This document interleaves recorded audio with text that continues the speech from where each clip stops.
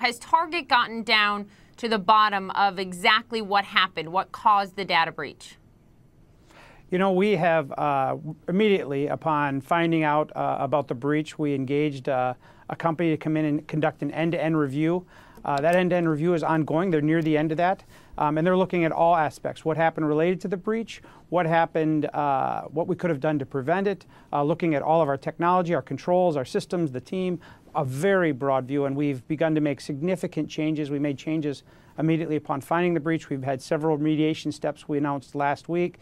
We brought in a new CIO, right. Chief Information Officer, importantly, and we're accelerating our chip and pin technology. So we're making progress, and we expect to continue to make progress in resolving those issues. I think the question comes up for so many Americans like me who are Target shoppers. How do I know I'm completely safe? If they don't know exactly what caused this, how do I know the threat has been completely eliminated, that I am safe to use my credit or debit card at Target? Are people 100% protected? Sure. Our guests can shop with confidence today at Target. Obviously, we removed the malware. We've closed the point of access where the individual came in.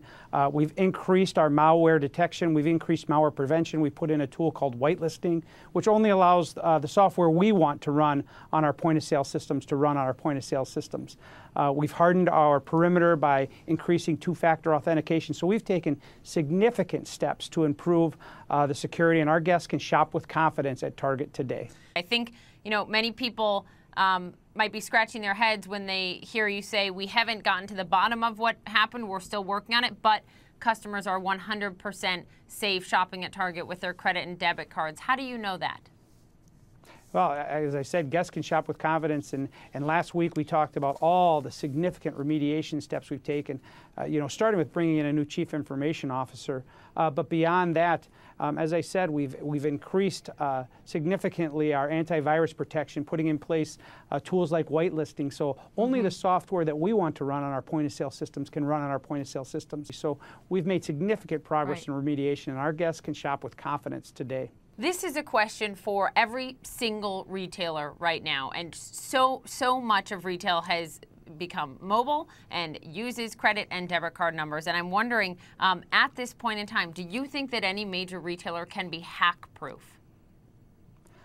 You know, I can't speak to that. What I can tell you is that the cybersecurity is a threat broadly, not just for retail, but for American business. And as we've looked at our response, there are things that, actions that we've taken internally that I mentioned. There's actions we've taken that we think are important for the retail industry. We think information sharing across the retail industry. We think chip and pin is an incredible step forward to provide additional security for our guests. And last week we announced that we're going to partner with MasterCard to accelerate that in our stores. CEO Greg Steinhafel stepping down, resigning this week after 35 years with the company, came as a surprise to many. Was his resignation tied to this massive data breach? You know, those are that's conversations between Greg and the board.